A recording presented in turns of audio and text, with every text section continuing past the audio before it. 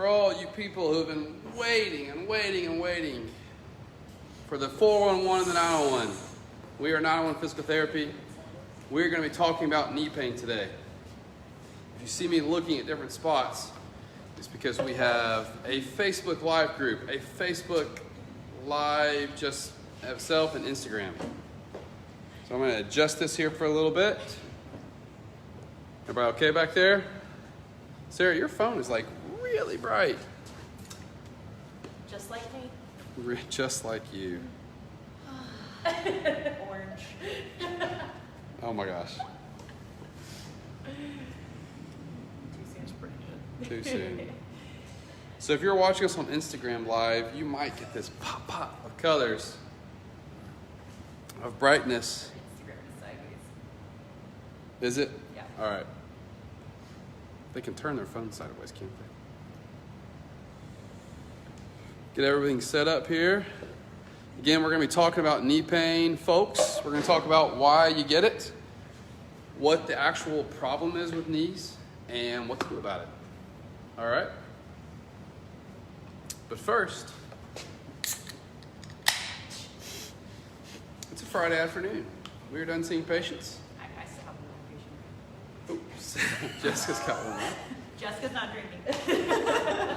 We are responsible. Alrighty. Let me just hold on to my knee for a second. All right. We're going to go ahead and get going. Hello, everybody. We are 901 Physical Therapy. I am Dr. Clay. I'm Jonathan. Dr. Jonathan. Doctor. Dr. Jonathan. He has gone and gotten his doctorate in physical therapy. Let's use it. Dr. Jessica. Dr. Sarah. Really? You got your doctorate? Just kidding. Just kidding. All right, so the four of us, we are physical therapists here at 901 Physical Therapy. If you have not joined us before, we are sports medicine specialists. We treat a lot of people with knee pain, and that's what we're going to be talking about today. We've talked about lower backs, we've talked about necks, I think we talked about shoulders. Today we're going to be talking about knees. As always, Dr. Jessica is going to be following along in the comment section. In case you guys have any questions, please shoot them our way. We would love to address things specifically. If you have questions that you don't want to post here, or you don't want to have us talk about it here, as always, please reach out to us. Send us a direct message through Instagram or Facebook, however you're following us. We're going to be talking about knee pain. We're going to be providing you guys a playlist of exercises of the things that we're going to go through today of knee exercises that we recommend you do at home. If you go on our Instagram profile page, I think I said that right, you click on the link. There's one link, you go on our profile page, and that will take you to a page where you can access our YouTube playlist that we made specifically for this virtual knee workshop. FYI, on that link is also a coupons, right? To have you come and see us, we do a 50% discount. So if you sit through this and you listen to us talk the whole time, we want to reward you and say, hey, we will give you a 50% discount to come see us. No, really. We love treating knees. We love helping people with knee pain. I think it's one of those areas that a lot of people have, and a lot of people are like, I just got knee pain. There's just nothing I can do about it. I've got arthritis, and there's nothing I can do about it. We're going to address that.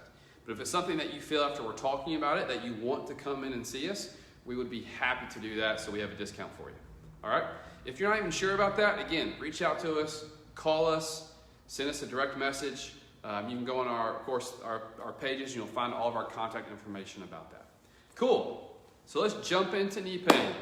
So the things that we have people come and see us for all the time, it's a wide variety, but we see a lot of runners who have knee pain. Maybe you have runner's knee or chondromalacia of the patella. Dr. Jonathan just put out a great blog post just this week. We just posted on our pages to give you some information about that. So chondromalacia of the patella, we're going to talk about that. We're going to talk about IT band syndrome. We got another blog post coming your way from Dr. Jonathan. Jonathan is a runner. He runs way faster than me.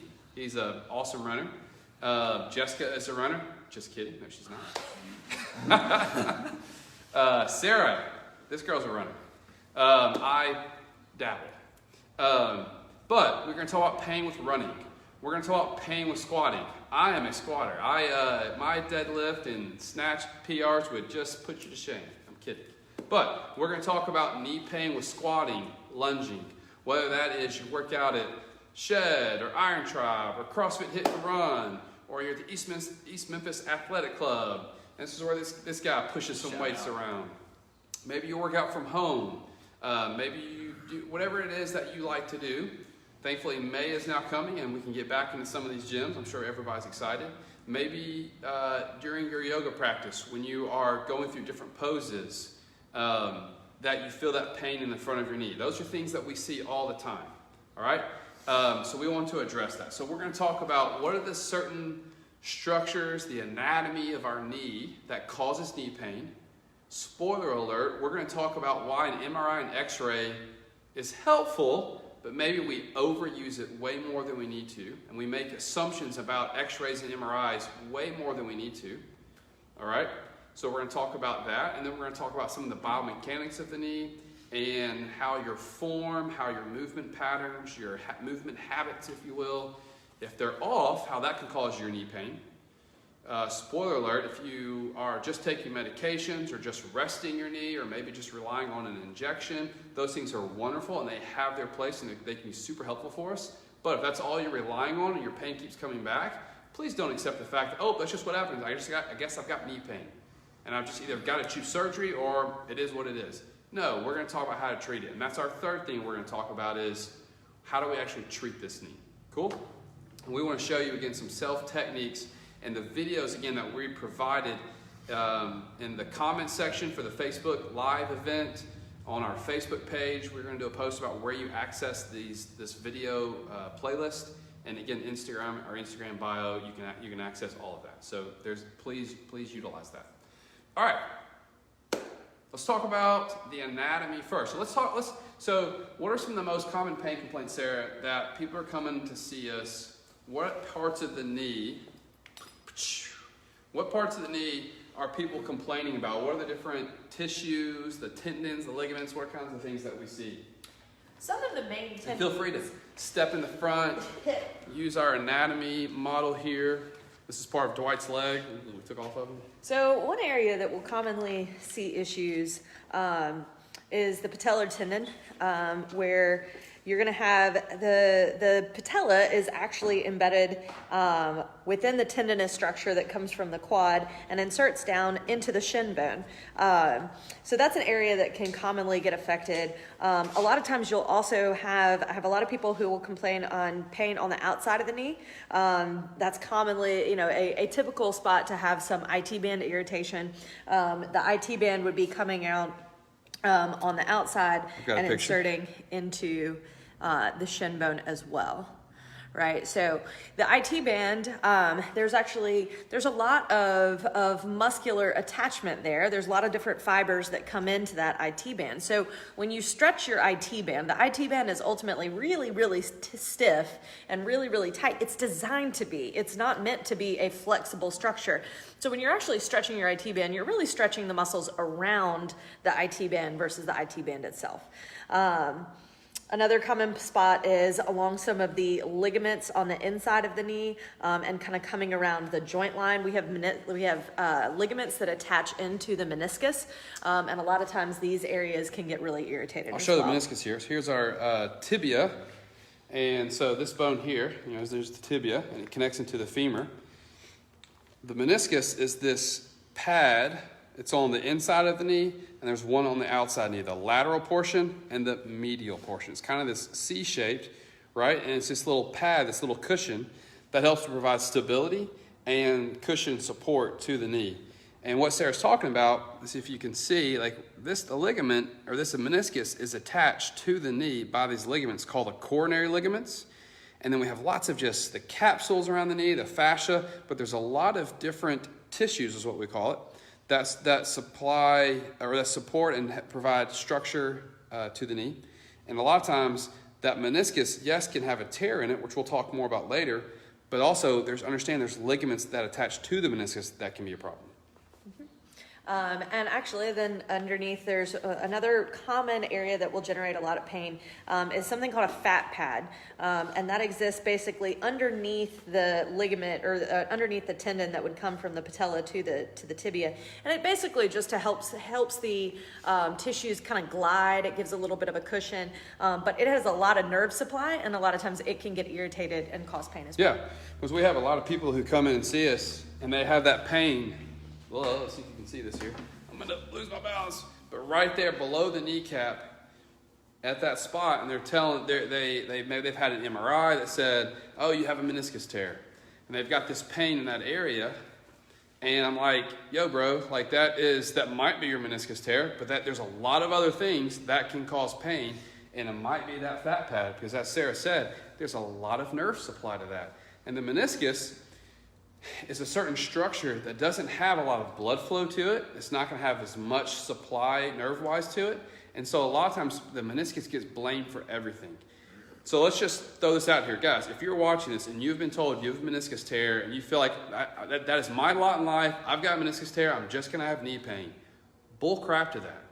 All right? And I would use other language, but my mom was probably watching this and I don't want to offend you. I love you, Mom. So point being is like it could be the meniscus, right? I'm not going to deny that. I know I've had some meniscus issues. I had a meniscus tear in the past. But what can actually cause pain are lots of things. Sarah mentioned it, but here is the patella tendon. This is, again, we'll zoom out here. I know it's kind of hard to see. We're going to zoom in now. All this kind of glare in here, I apologize. But if you look, I'm going to highlight that in green. That is the patellar tendon or the patella ligament. But that can be something that causes a lot of pain, or it can be the fat pad right underneath that. Okay, so lots of things can cause pain, from the fat pad to the patella tendon, the cartilage underneath the kneecap, the cartilage in between the bones. Take a look at it real quick. Right, so cartilage is this nice glossy, upside down, material that comes on, that lines the ends of the bones here and helps things to glide and slide. If you ever eat chicken, my wife gives me a really hard time as I examine and kind of dissect my chicken every single time I eat it. Same thing if I'm eating ribs. I love to look at the cartilage and feel the cartilage and just appreciate how smooth it is and how impressive the anatomy is. So look at your chicken if you're eating that tonight, and look at the ends of the bones, and that white glossy stuff is really smooth. That can be a source of pain, but a lot of times also that can get blamed for pain because it's that cartilage that can get some rough edges, some potholes even in it. It can have some wear and tear, but that can be a normal part of aging, a normal part of life. What we call wrinkles on the skin, you can have wrinkles on the knee into the cartilage, and that might have some wear and tear, and you might have had an x-ray that shows you have arthritis, and you think, oh, I've just got knee pain, I've got arthritis. But that may not be the source of your pain, and in fact, you can still squat, lunge, and run, and have some arthritis in your knee and be just fine. In fact, there's some really good research studies. So Sarah reminded me of some of the details here, but when they took runners and they looked at the health of that knee, and found that cartilage is actually not something that was a major problem. Yeah, so it was an interesting study that looked at, they took people who had never run before, right? So we're not even talking about really your seasoned veteran runner, right? We're talking about people who really had never been on a program, and then had them go through a marathon training program and run a marathon. They took an MRI 2 weeks before they started the training program, and they took note of everything that they saw, right? So inflammation in the knee, degeneration in the meniscus, degeneration in cartilage, all sorts of things that they would pick up on these MRIs. Then they had them retest after they ran the marathon. So then 2 weeks after they ran the marathon, they took images of the same knees. And they actually found not only were the knees not worse, they were better. So it really does kind of speak to the point that the joint is particular, I mean all joints, but particularly the knee needs lubrication. It needs movement, right? So the more sedentary we are, and the more that joint is offloaded, the more problematic it can become. Whereas once you're loading it and you're actually nourishing the joint, not only does it not make your knees worse, it can actually make your knees better. People, like, think about that, y'all. Like that is not something that I feel like, as a physical therapist, even growing up as a young physical therapist, like there's this assumption out in society that running is gonna tear apart your knees. Like I tell people all the time that I went and ran, or I'll tell friends, hey, I went and ran 5 miles. And like, oh, how are your knees doing? I'm like, just fine, actually. Like it actually is better. Like there's this, like running is bad for knees, squatting is bad for knees. Y'all, this research study that took novice new runners and did a freaking marathon, and their knees were better. We say all the time at 901 PT, movement is medicine, motion is lotion, right? Moving, running, it is good for you. If you want to have healthy knees, go run. Now, we're going to talk about how to do that in a smart way, because can running cause knee pain? Heck yes, it can. It caused pain in my knee when I was making bad decisions and was not taking care of the stuff I had going on. Yes, it can cause pain, but in the long run, moving can be so healthy for our knees. By the way, they did some similar studies, and they looked at people's discs in their lower back, and people who ran had healthier discs because it helps to bring healing and tissue support to those discs, right? So here at 901 PT, we love movement, we love exercising, we love having people push themselves. We want to make sure everything is going correctly, that you have the proper strength, you have the proper flexibility, and you have the proper mechanics. So let's transition our discussion into that. So when we look at, if you're having knee pain, we kind of talked about different structures that can occur and how that might, some things that you're doing that might cause that. But let's look at why that's going to occur. We're going to, again, we always look at what is the strength, what is your flexibility, what are your mechanics, and really the fourth thing we have to add in there is what is your programming? How often, how soon are you doing this? When I had my knee pain, I had some problems, kind of all those issues. But one of the main issues was I just started trying to run too much too soon. I talked to the person yesterday who's been having knee pain. So they said, hey, I started running more during this COVID-19 issue, these problems, because I couldn't get into my gym, and I started running a lot more, and I'm having this knee pain. Well, yeah, they may have all the strength and flexibility they need. They just started too much too soon. With that said, let's talk about some of the mechanics or the form problems that we will see. And we might need to back this up just a little bit. But Jonathan, what is one of the main things? And if you've squatted, if you've been in the gym, you've probably heard this a lot. But let's make sure we talk about it first. What are some of the problems you'll see with the knee if someone is running or squatting or lunging that we need to address? I think one of the most important things you need to pay attention to is where your knee is during your squat. We'll take squatting for example, because that's also kind of a touchy subject. Some people think squatting is not good for you. Once again, BS on that. So you want to watch out for your knee diving in or even too far out. You want to try to maintain. I guess I should demonstrate this. I'll stand up. I got you. Cool. Oh. While that's moving. Right here.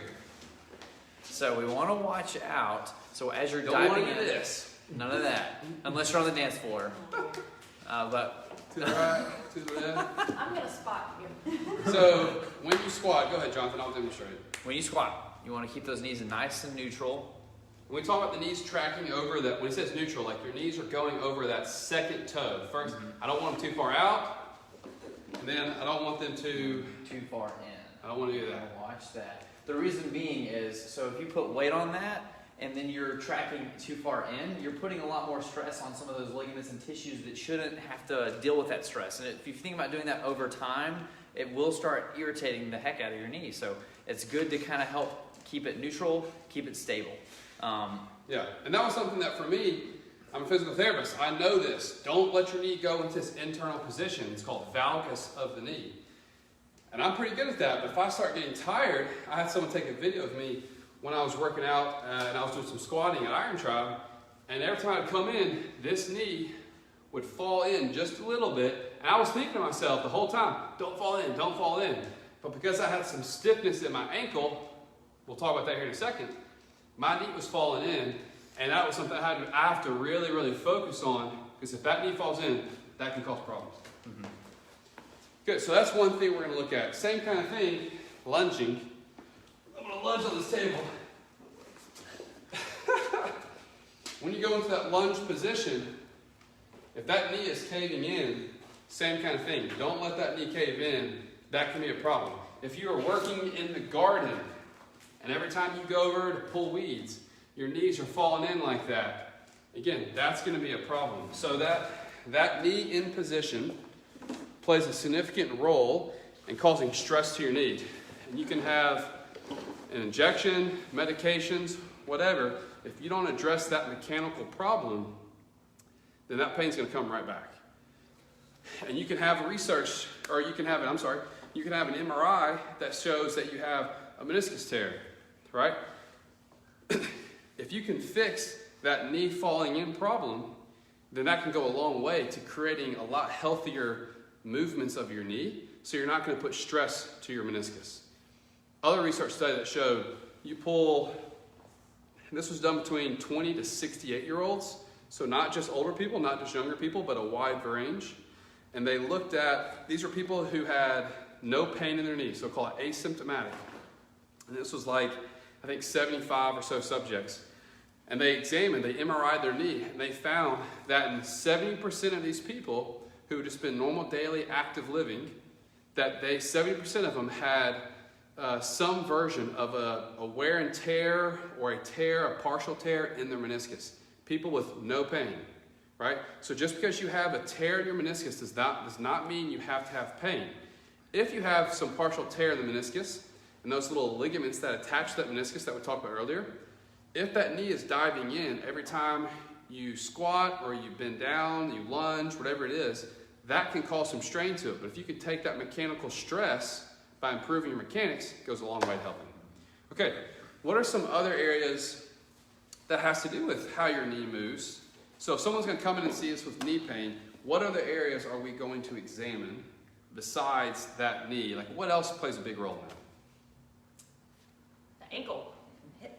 And the hip. The ankle and the hip and the neck. Just kidding. We're going to start saying everything. So the ankle, Sarah, why is the ankle? So if someone is watching this and they have knee pain and they've had an injection in their knee and it's not getting better, or they just say, hey, I do squats and I do lunges, I'm in a certain functional fitness class, gym, and I've got knee pain. It is what it is, but they've never had their ankle looked at. Why is that important? So think of it like this, like the knee is it's a complicated hinge joint, right? So its movements are pretty simple, right? It can go straight and it can bend. And yes, there's some other little tiny motions in there, but for the most part, a little bit it's twisted. just going up and down, right? Think about how many different ways you can move your ankle, right? You can turn it in, you can turn it out, you can roll it in a circle, right? Same thing with your hip, right? You've got much more Should I range of demonstrate? motion. You know you love to dance. So we've got much more range of motion in these two areas. So think about it, if you've got stiffness in the ankle or the hip, right, and you can't get motion from the area, from the joint that's designed to give you that motion, it's going to go somewhere else. And that's where a lot of times we see stress build up at the knee because somebody's not moving well at the hip or not moving well at the ankle. Let's do a test. I want to show you guys how to test your ankle flexibility. And if you fail this test, you suck. Just kidding. If you fail this test and you have knee pain, BT dub, if you fail this test and you have plantar fasciitis, I was reading a research study this morning. Ankle flexibility, it affects so many things, guys. I've had chronic ankle sprains. First time I sprained it in high school multiple times, but then I had a really bad one playing some beach volleyball in college, and I had a really bad sprain, and that's where I really injured my right ankle, didn't do a dang thing about it, and what do you know, this is the side that I have my knee pain on, that I had it in the past when I started trying to increase my running. So, let's show you a test. What I want you to do, if you're standing there, take your phone with you, your iPad, your laptop, whatever it is, and I want you to find a wall. Now, we can't move this, so I got it, don't worry guys, we're going to create a wall here. Just do it. Brilliant. I need someone to kneel. Nope, we need a wall. Sarah, hop on up there. No, this is more fun. Okay, this is an ankle flexion, ankle dorsiflexion wall test. What you're going to do is you're going to get a, scooch back, you're going to get a hand width away from the wall. Okay, I'm not going to help you out here. So a hand width away from the wall. What you should be able to do, the wall's not moving. You should be able to keep your heel on the ground, not wearing heels or stilettos. It's no fair there, it's cheating. And you should be able to bend your ankle enough to where your knee touches that wall. Does Sarah pass? Oh, barely. She's got a little heel lift in those shoes probably though. I'm just kidding. But this is a test I want you to do. Go check yourself before you wreck yourself. All right? If you tested me out, my left ankle has got flexibility for days. It's a beautiful ankle. When I try my right ankle, it sucks. I've had to work on it a lot because when I started doing more and more squats a few years ago, particularly for those of y'all who love to do barbell work, if you're trying to do an overhead squat and you have a stiff ankle, good luck. You're going to wreck yourself. And that's where my right knee caves in because I don't have the flexibility in my ankle, which you need. You got it? If I don't have flexibility in that ankle, I'm going to dip forwards, and I'm going to fail every time I try to keep a bar overhead. I'm going to dip forwards because I don't have that flexibility in the ankle. And that can cause knee pain, back issues, whatever. But that little simple test is a great assessment. If you have knee pain, you need to check it. And if it's really stiff, particularly if one side that you have pain on is a lot more stiffer than the other side, then that's going to be an important finding for you, okay? All right, thank you for that spur of the moment build a wall ankle test. But that's it. And one of the videos that we have in our playlist, again, if you've just joined us, we have a playlist that we put on our Instagram bio page, our profile page. There's a link you click on. You'll get access to us. On the Facebook, we'll put it in this event page. And then in just a Facebook, we'll put like a little post up. But there's a link. You click on that link, and it'll link to videos of exercises to address ankle stiffness. All right? If you try that and you're like, man, I got a tight ankle and that's not really helping, call us. That's where we can help you, talk you through something on the phone. We can send you another video or something that we need to see in person. We can help with that too. All right? But getting ankle flexibility, y'all, can be a very key part of getting your knee to feel better with squats, lunges, running, so you don't have to accept the fact that, well, I got knee pain and I just can't do what I want to do, right? No, we want to help you be able to do that. So, we've talked about the ankle flexibility. Real quick, if you have ankle weakness, or let's call it calf weakness, the calf muscles really help with that propulsion of your foot. So if you have knee pain in your patellar tendon, maybe even IT band, you need to look at your calf strength. Sarah, let's demonstrate that. Standing up on the, I'm just kidding. So you need to assess calf strength. Well, you actually might need to stand up so I can see it. You got this, Sarah. Okay, somebody give me a PDC. Okay.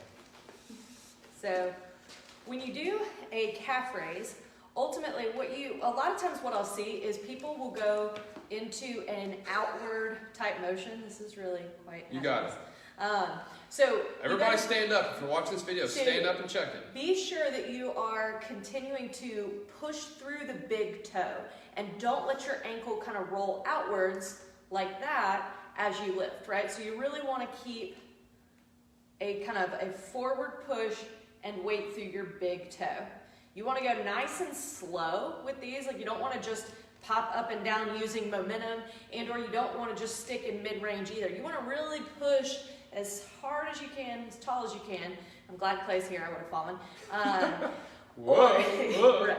So you really want to test that out. What do you expect to see? And, I mean, normal is, there's different thoughts on that, but I think that realistically, 25 is a good number to try to aim for. So if you can do 25 calf raises, particularly if you're a runner, I think that's a good, right. That's a good kind of just strength, goal to have, right? But I think for most individuals, because quite honestly, even if you're not a runner, even if you're really not even that athletic, one of the biggest changes that occurs with age is diminishing ankle strength. And this plays into loss of balance control, falls, all sorts of things like that. So even as you even if you're not so athletically inclined, it's still something you should really focus on as you actively age. Y'all, like, seriously, I want y'all to let that sink in. If you are a runner and you try to do a single leg hill raise and you do the right side and you compare it to your left side, if you cannot do, let's say at least 20, like, that's important because your calf muscle is your main muscle, particularly if you're running fast. It is your main muscle to propel you forwards. It takes on so much stress. So if your calf sucks, then your running is going to be, for one thing, not as fast, not as efficient, and you're going to start absorbing more stress in other parts of your body. Here we're talking about your knee may take on more of that load. Your hamstring may have to activate harder. Your quads are going to take on more of that stress to help you with running if your calf can't do it. All right? And that's going to cause tension maybe in your patellar tendon. Y'all, it may cause, we're not talking about ankle, but that can cause problems with your Achilles tendon. So if you have a weak calf, you are setting yourself up for challenges to these areas of tendon. And again, you can take your anti-inflammatories, you can put yourself in a freaking boot, you can do an injection. If you don't change your calf strength, then you're not really fixing that root cause. Okay? So 2 things that have to do with the ankle there, we looked at strength and looked at flexibility. Super, super important. We've already talked about not letting that knee cave in. What controls that knee caving in or out are the hip muscles. Jonathan, what are those hip muscles that we're concerned about that control that knee going in and out? Specifically the glute medius. Gluteus medius. Can you please pull your shorts down and show us? Just kidding, people. No. That's just for Kelsey. His wife. The gluteus medius. Just show us with your shorts up. Show us where that is. So glute is the biggest muscle in the body, actually. Particularly on this guy, people. I wish. But so it's going to be on the side of your hip, and it'll control how you're able to maintain a level pelvis. So some people, if you're walking and you notice your pelvis, your opposite side of the pelvis is dipping, that might be pretty weak, especially if you just tried the calf raises and are noticing you're having trouble kind of stabilizing up here. So it's important for walking. It's important for running. It's a very important muscle. You want to make sure it's good and strong and can help stabilize your movement. Yeah. It happens to me all the time when people yell out, "You got any fries with that shake?" Right? As I'm walking down the street and I'm doing this little hip shake thing, just kidding, I don't get that.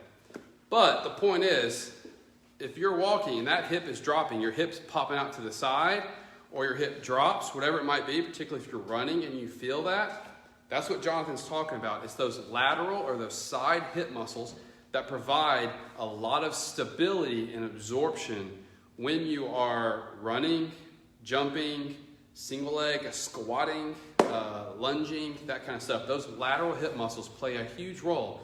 Guys, there's been some also wonderful research studies that looked at people who have knee pain, arthritis, meniscus, patellar tendon, whatever it is, and they took 50 people and they just treated their knee. They took 50 people and they treated their knee, and they addressed this hip dysfunction issue. And people who addressed the hip along with the knee, they're the ones who got the best results.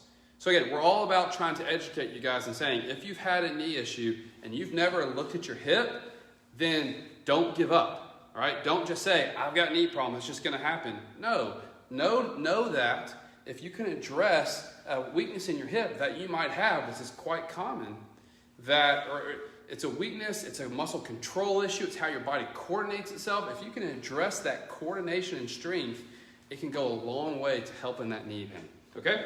So, we've talked about hips, we've talked about the ankles, such key factors in helping to control what's happening at your knee. So, we're gonna conclude by showing you guys some exercises. And we're gonna go through these things kind of fast. Again, I've already talked about the fact there's a YouTube playlist that we've put up for this specific workshop. Go on the links on our page and you'll get access to that. Again, you'll get access to a 50% discount code too if you want to come see us for these kinds of things. But we want to be a resource for you guys. So,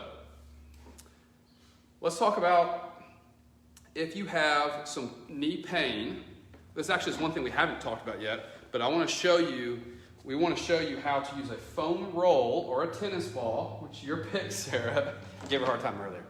about releasing trigger points in your quad. Can someone pull up the Trigger Point app on their phone? This is another key thing that we've talked a lot about knee pain that happens here.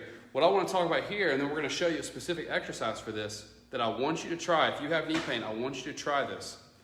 Is you're going to assess for tightness, knots, what we would call trigger points, in the quad muscles.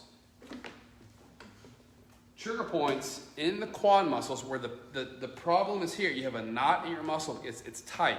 Maybe because you don't have the flexibility in your quad, or maybe because your calf sucks and you don't have the strength in your calf, so you're overloading your quad, and your quad is having to do more than its share. And so because this ain't doing the job in your calf, your quad picks up the extra load, it can't handle it, so boom, it gets a knot, it tightens up. It can't maintain the job you're asking it to do. Cool? So that's what can cause trigger points in these muscles. If you have a trigger point in this muscle, when it is under stress, people don't come in and see me and say, hey, Clay, my pain is right here. They say, no, my pain is here in my knee. In the front of my knee, it's this deep, vague ache, or it's on the side of my knee. It's by my kneecap. A lot of times, there's nothing going on with here. Yeah, you might take an x-ray and show some meniscus issues or arthritis, and that might be a problem. But a lot of times, you might have a trigger point in your quad that is causing all that pain. I want to show you a lovely app. It's our Trigger Point app.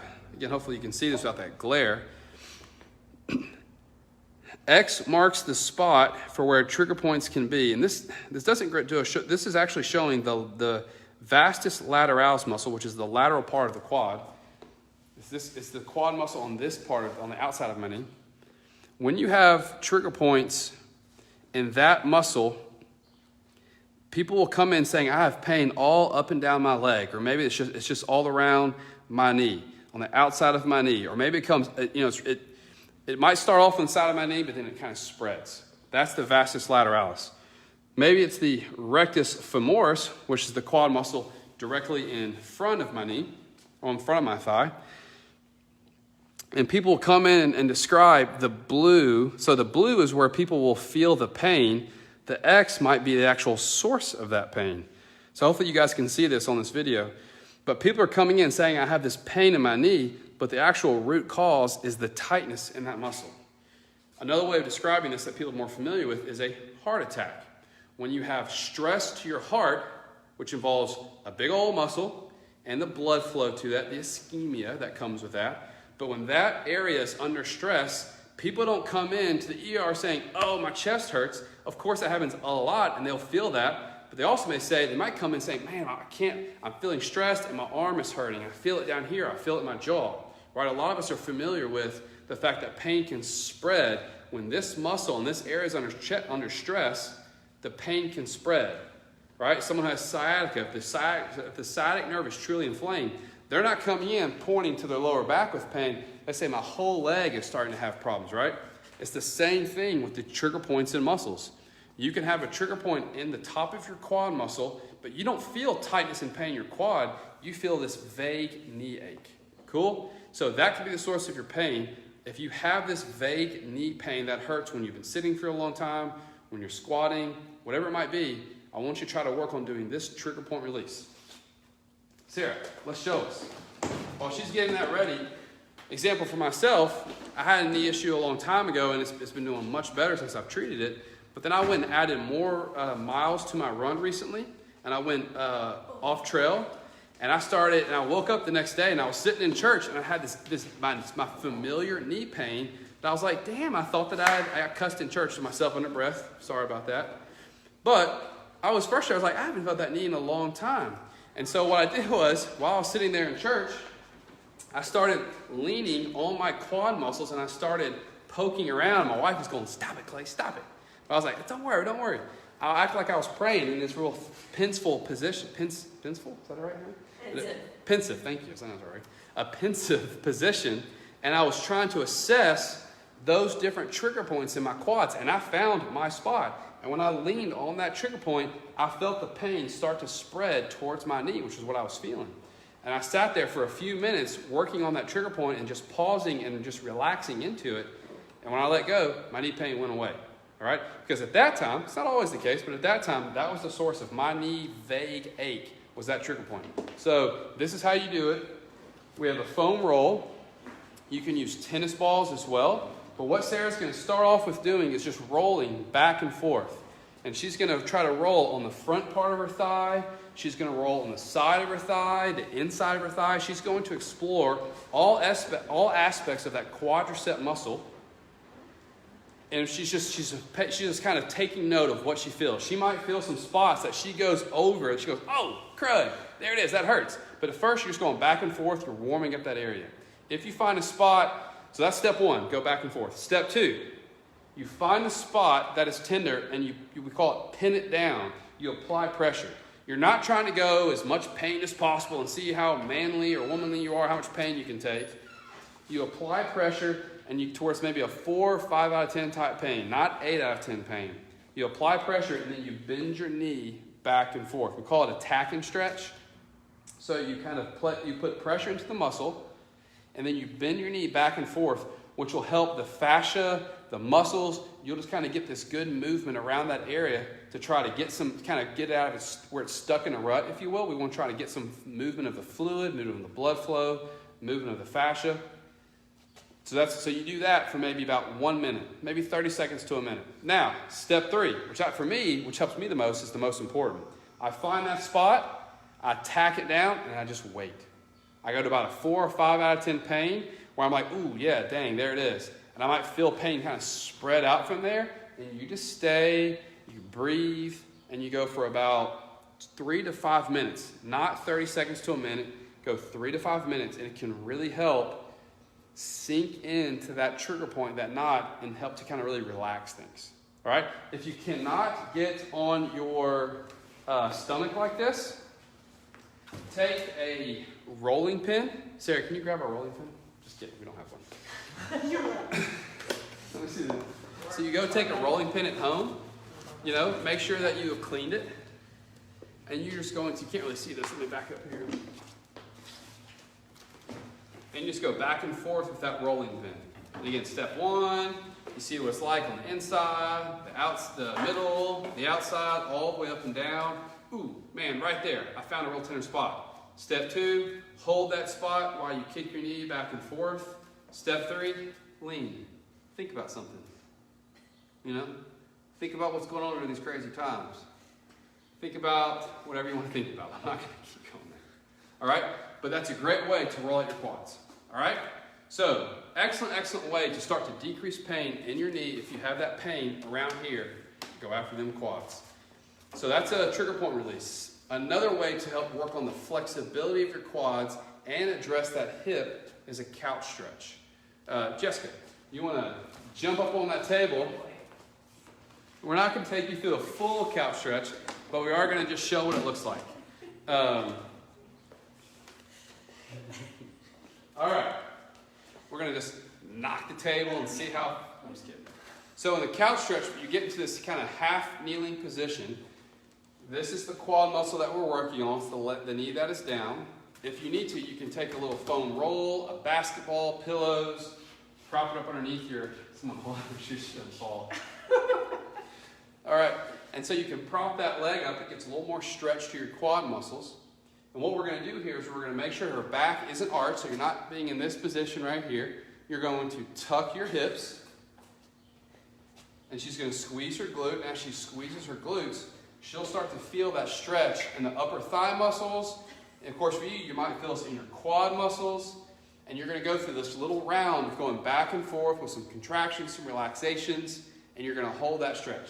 Thank you, Jessica. You got that okay? Yep. Y'all are laughing back here. What's going on? We made a video of how to do the couch stretch to specifically address this. Watch that video, okay? Again, it's in the link in our bio. All right. Now, Sarah, you want to grab the band to put around your knees. We're going to show you a bridge series. So we just worked on stretching of the hip and the quad muscles. We now want to show you how, we're going to go through this quickly, how to address the hip weakness. We talked about that knee going inwards. This is an excellent way to work on strengthening your hip muscles. And if you have a lot of knee pain, this is a position laying on your back in a bridge position.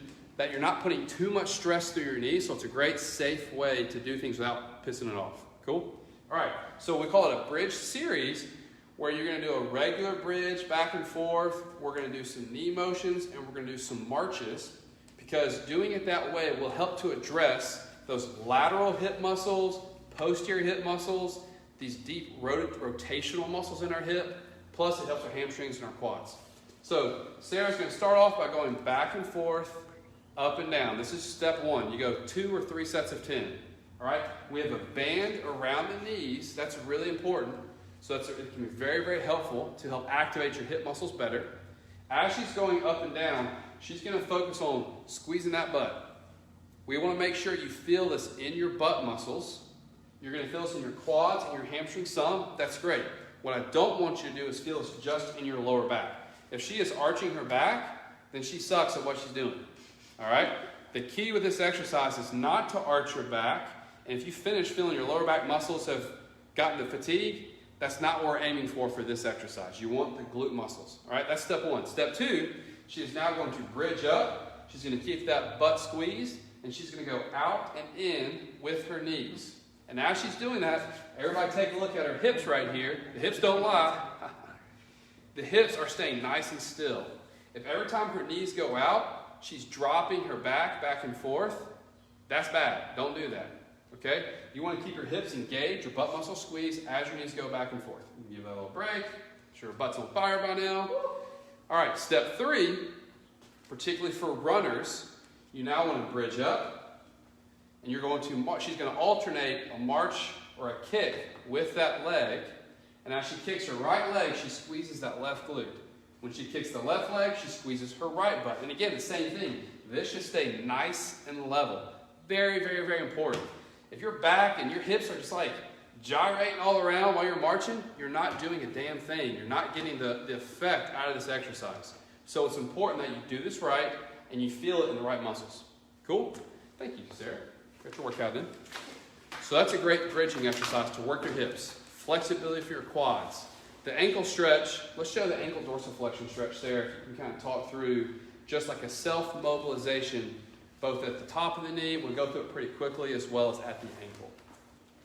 So at the top of the knee, I think one of the best ways to do it is to actually push through the top of the knee. You can try to kind of hold the top of the foot down as you work on pushing forward. I find it's a little bit more awkward and it's kind of hard to get a good grip. I like to kind of come from the back of the knee here and work on pushing forward.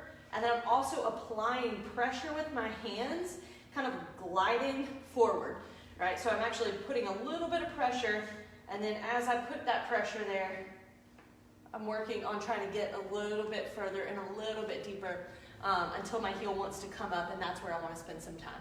Yeah, excellent. This was, for me, huge. There's some other techniques that you can do. We have them on our Facebook and our Instagram page where you put like this resistance band or this pull-up assist band around your ankle. So if you have access to that, that's awesome. Go to our page and see how to do it. But this way of doing it at home, by pushing behind your knee, it can really help. Because when I did that knee to test, or knee to wall test that we did earlier, my right ankle, it jams up. And I feel it right in the front right there because of my old ankle sprain. That mobilization, that self-mobilization that Sarah just showed, when I do that, it really helps to limit the amount of pinching I feel in my ankle there so I can go further. So it's been very, very helpful for me along with that banded mobilization. Okay, so how to work on flexibility of your ankle. We've already talked about doing some calf raises. We got some more specifics on that later, but that's for another post or another time. We've talked about how to strengthen your hip. Lastly, let's just talk about practically, if you have knee pain with squatting and lunging, what are some modifications we can make using a chair, using the lunge, to help with that? Let's move this out of the way.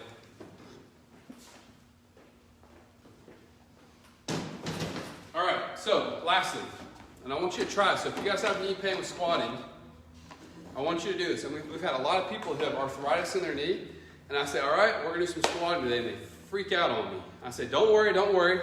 When we do squatting, the intention is to help build muscle strength where you feel your muscles, particularly in your quads right now, getting good muscle burn without irritating your knee. So when we squat, a normal, natural squat, when I go down, and you can't see this on this Facebook one, just tip that forward. Thank you, I got Jonathan. My knees should go over my toes, okay? That is normal, that is natural. Having your knees go over your toes for a squat is good. That's fine with a lunge. There's nothing wrong with your knee going over your toe. That's a myth out there that your knees should never cross over your toes. That's fine. Our body is built to handle that. With that said, caveat, if you're having that front knee pain where every single time you go downstairs or you do a squat and you feel your pain, well, then it is not good for your knee to go over your toes for right now, okay? We work yourself back to that once we do all this treatment, but for right now, if you have that pain where your knee goes over your toe, I don't want you to say, well, I got knee pain, I guess I can't squat. No, motion is lotion, movement is medicine. Getting strong in your muscles is what that knee needs, okay? So you need to be doing squatting. Instead of letting my knee go over my toe, I'm going to sit back to a chair and I'm going to stand up. And so when I do that, my knee is not going to come forwards in that position, so I can sit my butt back down and stand up without my knee going forwards. So this is a very step one exercise, okay? So I can feel my quad muscles, I'll get my glutes, my hamstrings working. It can be very, very helpful. If you have a kettlebell, some dumbbells, hold on to that, and that can help you too. A progression from that is stick your butt back and just touch and come right back up. Don't sit all the way down. Just touch, come right back up, all right? Another way, if you're doing, let's say you're a CrossFitter and the Murph is coming up. I've been working on that myself. If you have a lot of front knee pain, please don't go do 300 squats and just say I can deal with it because I'm tough. I mean, good for you if you can, but instead of doing the squats like this, do more of a deadlift and just stick your butt back and just don't let that knee come too far forwards, and you'll feel more of your hamstrings, your glutes kicking in some. It's just a great little modification. Lastly, lunges. If doing a forward lunge hurts that knee every time you're doing lunges, and you're doing this in your driveway at home for these home workouts, if that's bothering your knee, instead, do a backward lunge. Let's say it's that knee right here. Don't let that knee come forwards. You just need to sit back a little bit further so I can feel more of my hamstrings, my quads, my glutes kicking in, not letting that knee come forwards. All right? So there's a video on that, just simple form cues. If you have that front knee pain, squatting can still be really healthy and helpful for you. Just don't let that knee come too far forward for right now, and then you can progress back to that as things feel better. Cool?